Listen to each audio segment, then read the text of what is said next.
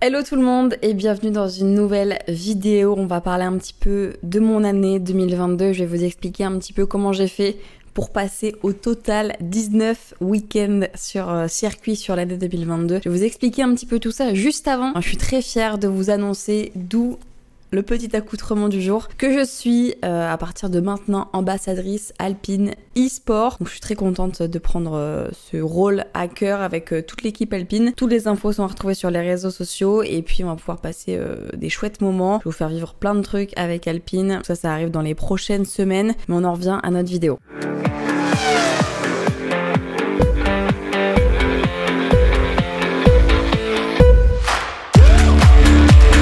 La vidéo va se dérouler un petit peu en deux parties parce que j'ai pu accéder à tous ces circuits, etc. de deux façons et donner pour les autres en gros. Et il y en a une où c'était un peu plus pour moi. Pour vous expliquer un petit peu, parce que je reçois pas mal de messages en fait depuis quelques temps quand je suis sur les circuits, de gens qui me demandent comment je fais, qu'est-ce que je fais.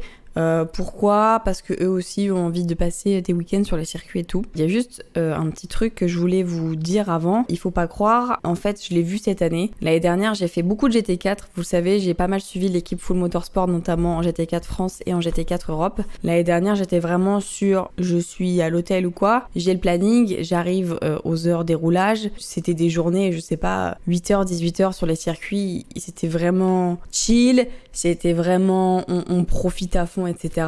Alors que cette année, je parle au niveau des meetings GT parce que vous le verrez, la F1 et tout ce que j'ai fait à côté, ça a été un petit peu différent. Là, on va commencer en première partie par le GT puisque j'y étais pour aider des gens et ensuite je vais vous parler de la partie F1, la partie Grand Prix de Pau aussi, qui se sont déroulées d'une autre manière où là on était vraiment sur de l'échange de visibilité. Donc mon année en GT World, j'ai fait quasiment tous les meetings du GT World. J'ai pas fait Imola, Brandzach et Misano, mais sinon je crois que j'ai tout fait. Du côté du GT4, j'ai loupé juste Spa et les deux noms parce que j'étais à Monza, mais sinon j'ai quasi tout vécu. Juste petite info, pour ce qui est de Nogaro, c'était un petit peu différent des autres meetings puisque j'avais pu avoir une accréditation presse, j'avais fait une demande d'accréditation. Donc j'étais pas du coup, j'ai pas de carte de presse pour info, je sais qu'il y en a beaucoup qui se demandent. Je ne suis pas journaliste, je n'ai pas de carte de presse. Du coup j'étais accréditée en tant que photographe entre guillemets, contenu média quoi. Mais j'étais pas considérée comme journaliste, ça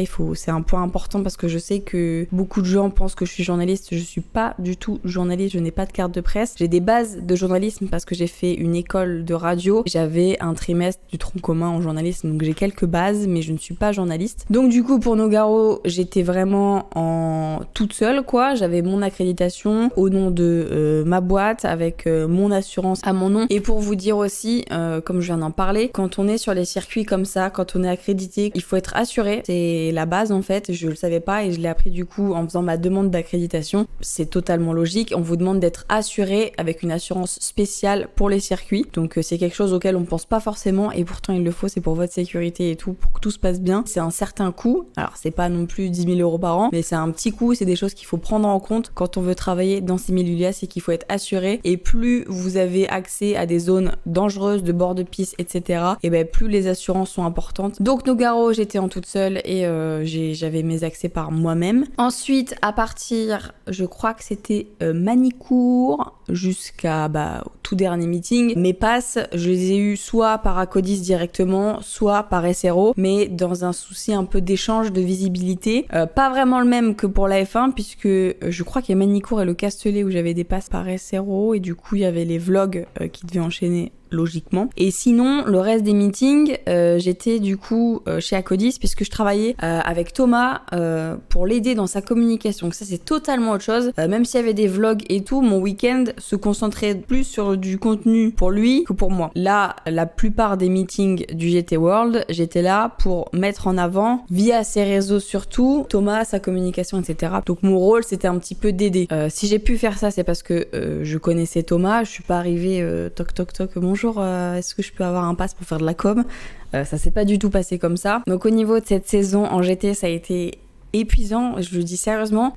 Pour être très honnête avec vous, au dernier meeting au Castellet, j'en avais vraiment marre et j'avais juste envie, c'était de rentrer chez moi et que ça s'arrête. Bon, même là, ça me manque parce que j'ai pas l'habitude de plus rien faire et de pas aller sur les circuits et tout, mais clairement, c'est épuisant. Là, on est sur des réveils à 6h, on rentre pas le soir avant des minuit, 1h, il y a beaucoup de choses à faire, c'est vraiment au sein de l'équipe et tout. Alors, c'était trop bien, mais c'est vraiment des horaires, tu pars le mercredi, tu rentres le lundi chez toi, t'es jamais là, ça s'enchaîne et tout. C'est un mode de vie vraiment à part. Donc il faut kiffer, il faut pas compter ses heures, même si moi j'étais pas mécano, j'avais pas non plus le travail le plus épuisant de l'équipe. Mais c'est passer des heures sur les circuits. Donc oui, ça paraît très cool, mais sérieusement, quand vous passez une journée chez vous par semaine pendant 3 mois, parce que ça s'est enchaîné de ouf depuis juin à peu près, c'est pas un mode de vie simple et pas un mode de vie non plus pour tout le monde. Alors j'essaie pas de vous dégoûter, hein, j'essaie juste de vous mettre un petit peu la réalité en face. Vraiment un gros mode de vie, en tout cas moi pour ce que je fais pour ma part. Et c'est surtout... Et c'est ça surtout que je voulais vous expliquer, c'est des frais. Je suis pas payée quand je vais sur les meetings. Alors j'ai des petits défraiements de par-ci par-là, mais aujourd'hui les meetings de GT World sont à perte. On est sur du 600 € par meeting, je dirais environ, quand tu comptes le trajet, les hôtels et puis tous les petits trucs à côté. C'est vraiment des frais à mettre en jeu. Et il faut vraiment, moi je le fais parce que c'est un investissement sur le futur. C'est de l'argent que je suis très contente de mettre là-dedans parce que ça m'apporte pas financièrement, mais ça m'apporte sur beaucoup d'autres points et je trouve que l'équivalence est top. Mais je sais clairement que je pourrais pas faire une saison 2023 comme je l'ai fait en 2022. Il va falloir que je trouve un modèle économique parce que ça peut pas être possible, sinon c'est pas viable. Il faut pouvoir se le permettre. J'ai la chance de pouvoir me le permettre. Ça c'est clair, puisque j'ai d'autres trucs à côté, j'ai pas que ça, donc ce que j'investis c'est parce que je peux l'investir, et je me plains pas du tout. Si je l'ai fait c'est parce que je pouvais me le permettre et que j'en avais envie et que j'étais très contente de le faire, etc. Mais c'est aussi un investissement personnel parce que clairement t'as pas de vie perso en partant le mardi, le mercredi sur les circuits et en rentrant le dimanche à 3h du mat, en enchaînant tout de suite sur des meetings, t'as pas de vie perso. La vie professionnelle, il faut l'arranger à caler tous tes rendez-vous quand t'es là les 2-3 jours par semaine où t'es chez toi, et puis c'est beaucoup de frais quoi, donc ça c'est vraiment des choses à prendre en compte. Mais ça c'était vraiment pour la partie GT qui a été formidable cette année. J'étais trop contente, j'ai découvert plein de circuits, j'ai pu participer, c'était mon rêve de 2022 aux 24 heures de Spa et je pouvais pas rêver meilleure manière, les petits yeux, que ces 24 heures de Spa là. Il y a vraiment, tout s'est aligné pour que ce soit parfait. J'ai eu la chance d'y aller déjà, premièrement. J'ai eu la chance de passer toute une semaine là-bas. C'est-à-dire que j'ai pas vu juste la course, j'ai eu la chance de voir tous les petits préparatifs, la parade, les photos officielles, les trainings, même pouvoir profiter des autres catégories qui roulent. Évidemment, j'ai trop de chance parce que j'étais dans l'équipe qui a pu soulever la coupe à la fin, et ça c'est niveau émotion, je pense que ça dépasse tout ce que j'ai pu vivre cette saison et même le reste de ma vie, parce que clairement aujourd'hui, et on le voit là, je ne sais pas parler des 24 heures de Spa sans pleurer ou sans avoir les émotions de ouf, parce que quand tu passes toute une saison avec des personnes, quand tu passes une semaine à préparer la course de l'année, que c'est pas facile parce que les étoiles s'alignent pas forcément, et qu'à la fin t'arrives à ce moment où c'est gagné en fait, et où tu vois les gens avec qui t'as travaillé, des gens que t'apprécies, des gens que t'admires, heureux comme ils l'ont été. Mais je peux que être trop fière d'avoir partagé ce moment avec eux. Donc non, il n'y avait pas meilleur moment que de vivre ces 24 heures de Spa là avec cette équipe. Et non, je suis très fière d'avoir passé la saison, et encore plus ces 24 heures de Spa là avec eux, parce que c'était juste incroyable. Et j'ai aussi eu la chance d'avoir été avec eux à Barcelone. J'ai encore pleuré. Ils ont gagné du coup le championnat endurance. C'était vraiment, l'année était incroyable et la saison était parfaite et j'étais trop fière. J'ai rencontré des gens formidables, vraiment. C'est juste incroyable. J'espère que ça va continuer. Donc ça c'est un peu pour le côté GT. Après, il y a eu d'autres choses qui ont été différentes cette année. J'ai été notamment au Grand Prix de Pau, avec qui, pour y aller, j'ai directement discuté avec les organisateurs et ceux qui géraient la communication autour du WTCR et de l'ITCR. Donc on était clairement sur un échange de visibilité. Échange de visibilité, c'est le principe même de la création de contenu de base pour un système de rémunération ou d'accès à des endroits très cool. Les gens te donnent des passes, essayent de te mettre le mieux possible pour l'event et en échange, tu es là pour le promouvoir, pour promouvoir un événement, pour promouvoir des promoteurs de sport auto, des trucs comme ça. Donc moi, j'ai fait... bon, c'était mon choix, on m'a pas obligé à faire de vidéos, à faire ta. Mais du coup, eux m'ont donné des passes incroyables pour le Grand Prix de Pau. Et moi, en échange, je leur ai fait des vidéos pour se donner un échange. Eux me donnent les accès pour que moi, je puisse voir et le montrer et faire découvrir aux gens et donner envie aux gens de venir, etc. Donc ça, c'était pour le Grand Prix de Pau. C'était très cool d'ailleurs. C'était la première fois que je voyais ces catégories-là. Ensuite, j'ai eu les 24 heures du Mans. Alors ça s'est fait vraiment toute dernière minute. J'aurais de base voulu y aller, mais je m'étais dit je mettrais tout sur 2023-2024 avec le centenaire et l'arrivée des GT3 en 2024. Mais 2022, c'était pas vraiment ma priorité. Et au final, j'ai commencé à travailler avec Alpine un petit peu en début d'année et du coup ils ont une voiture engagée en hypercar, du coup ça s'est fait comme ça et c'est pareil, on était sur de l'échange de contenu, du fait aussi que je travaille avec Alpine, c'était un petit peu pour faire plaisir à tout le monde quoi. Ensuite le gros que je voulais vous expliquer aussi, c'est par rapport à la F1. À la F1, j'ai fait 3 Grands Prix cette année et les 3 se sont passés d'une manière un petit peu différente. Bon, le Grand Prix de France, vous le savez, ça fait plusieurs années maintenant qu'on travaille avec eux. Pareil en termes d'échange de visibilité, pour donner envie aux gens de venir au Grand Prix de France. Bon, maintenant, c'est un peu finito et tout, mais bon, sur le principe de cette année, on était là-dessus. Donner envie aux gens de venir. Donc là, oui, on était invités au Grand Prix de France pour faire des belles images, pour donner aux gens l'envie de venir et tout. C'était très bien placé, etc. Donc ça, c'était trop cool et c'était trop chouette de travailler avec le service communication du Grand Prix de France. C'était trop chouette. Ensuite, je suis allée à Spa. Alors à Spa, pour le Grand Prix, alors j'ai passé un super week-end, mais j'étais de base sur un échange de visibilité qui s'est pas très bien passé au final. Il y a eu des petits couacs et tout, mais bon, sur le principe, on était là-dessus, mais pas avec l'organisation du GP. Cette fois-ci, j'étais avec une entreprise qui était sur place et qui a besoin, pareil, de visibilité. Et du coup, ça s'est passé comme ça. Et ensuite, je suis allée au Grand Prix de Monza, où là, j'y suis allée totalement par moi-même. J'ai acheté mes places moi-même et tout. Il n'y avait pas du tout de partenariat ou d'échange de visibilité de quoi que ce soit pour le Grand Prix de Monza. Chaque déplacement sur les Grands Prix était fait de manière différente durant la saison. Ensuite, Le Mans classique.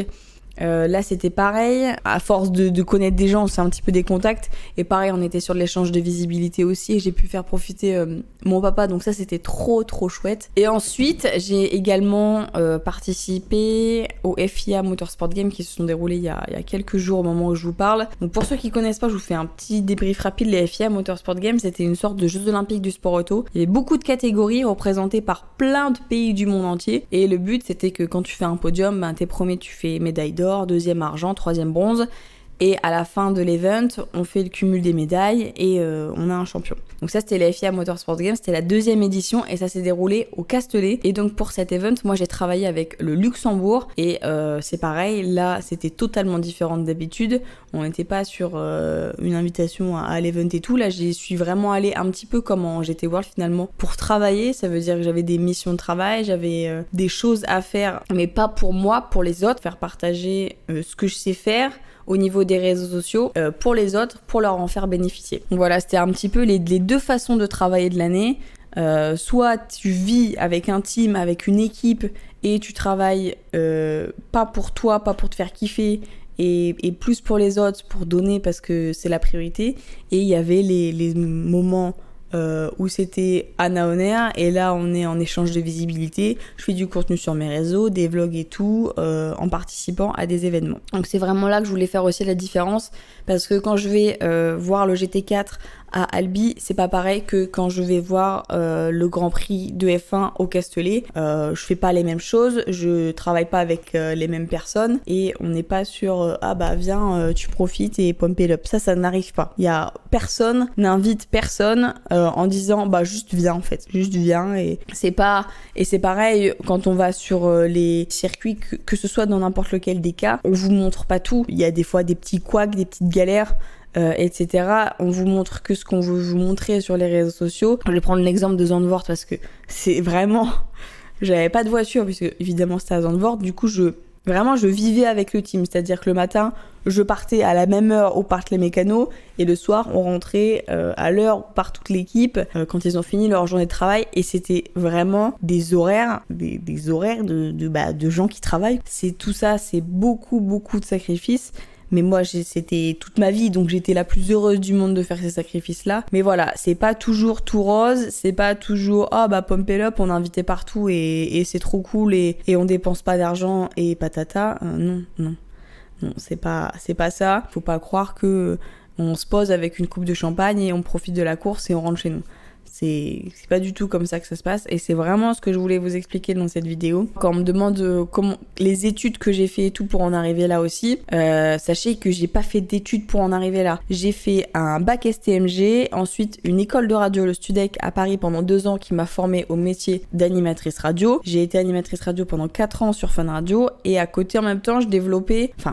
Au début, je faisais juste des tweets sur la F1, ça a bien pris, etc. J'ai eu la chance de prendre un peu avant la vague Netflix et tout, donc un peu une ancienne du game Twitter. Et ça a pris comme ça. Et après, cette communauté Twitter, je l'ai amenée sur d'autres réseaux avec moi, sur Twitch, sur YouTube, etc. Mais j'ai pas fait exprès, entre guillemets. Je me suis pas dit, bon allez, ça y est, je vais devenir créatrice de contenu et je vais tout faire pour. Non, j'ai juste eu, alors pas de la chance parce que je déteste ce mot-là, mais je pense qu'à un moment donné, les étoiles se sont bien alignées et j'ai profité de l'opportunité au bon moment et ça a marché comme ça et c'était aussi beaucoup de travail, beaucoup de sacrifices, etc. Donc non, c'est pas de la chance. Il y a peut-être une infime partie de chance pour que au moment T, ça marche. Aujourd'hui, si j'ai été sur les meetings de GT, c'est pas de la chance, c'est de l'investissement personnel financier et etc. Si je vais sur les meetings de F1 parce qu'on est invité par ceci, par cela, non, c'est pas de la chance, c'est parce qu'aujourd'hui, j'ai cumulé assez d'abonnés, etc. pour pratiquer de l'échange de visibilité pour des marques, des promoteurs et des événements. Si vous voulez travailler en tant que mécano, il y a des écoles pour ça. Enfin, il y a des écoles pour tout, mais mon cas personnel, j'ai pas envie que ce soit un exemple pour vous parce que c'est tellement particulier. Ce que je fais, c'est lié à rien du tout, quoi. C'est vraiment un cas particulier. Donc je vous ai dit, bon, pour l'échange de visibilité, il faut pouvoir donner de la visibilité. Donc ça, j'ai envie de vous dire, ça n'appartient qu'à vous. Et pour le reste, je vous dis, pour le GT, c'est clairement que du contact. Et ça, par contre, si vous avez les qualités qu'on vous demande, enfin je sais pas, si vous êtes photographe, si ça c'est des choses qui se développent soi-même et tout, et libre à vous d'aller sur des meetings de plus petites catégories, hein. Allez pas en F1 toquer à la porte de Mattia Binotto en disant je suis photographe, je peux avoir un pass. Ça marche pas comme ça. Mettez-vous dans les petites catégories, allez voir du GT4, allez voir de l'Ultimate, allez voir du Roscar Challenge, allez voir toutes ces plus petites catégories qui sont beaucoup plus accessibles, où vous avez la chance de pouvoir aller discuter avec les gens des équipes et tout. N'attendez pas n'attendez pas, juste si vous voulez aller sur les circuits, allez sur les circuits. Il n'y a pas que la F1, ça aussi c'est vraiment un gros truc, je me bats pour ça, mais il y a pas que la F1. La F1 c'est le haut du panier et c'est inaccessible. Si vous voulez aller sur des meetings, avoir accès au paddock, à rencontrer des personnes importantes et tout, vous allez sur les plus petites catégories et là vous allez rencontrer beaucoup de monde et croyez-moi, vous allez beaucoup plus apprendre sur les petits paddocks, au contact des gens. C'est hyper abordable. Vous voulez aller voir du GT4, la finale au Castellet, elle était à 10 €. Donc c'est hyper accessible, c'est pas du tout les prix de la F1. Donc si vous voulez rencontrer des personnes dans le milieu du sport auto, montrez ce que vous savez faire et les contacts entraînent les contacts. Donc je vous le dis, je suis arrivée en GT4 l'année dernière chez Full, je connaissais rien, personne, et aujourd'hui, et je m'en suis rendu compte ces derniers meetings, je vois comment ça a évolué, les gens que je connais, les gens qui viennent te dire bonjour, etc. C'est vraiment les contacts amènent les contacts. Voilà, c'est ce que je voulais un petit peu vous expliquer.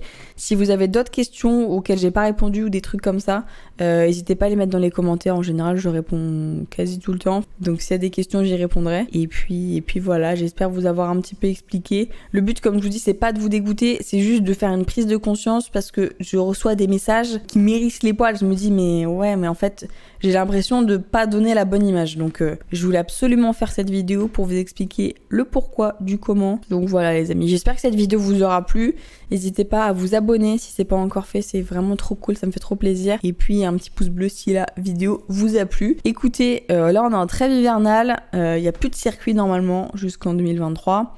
Donc n'hésitez pas aussi à me dire s'il y a des vidéos qui vous plairaient. Je vous fais des très gros bisous et je vous dis à bientôt dans une nouvelle vidéo. Ciao ciao.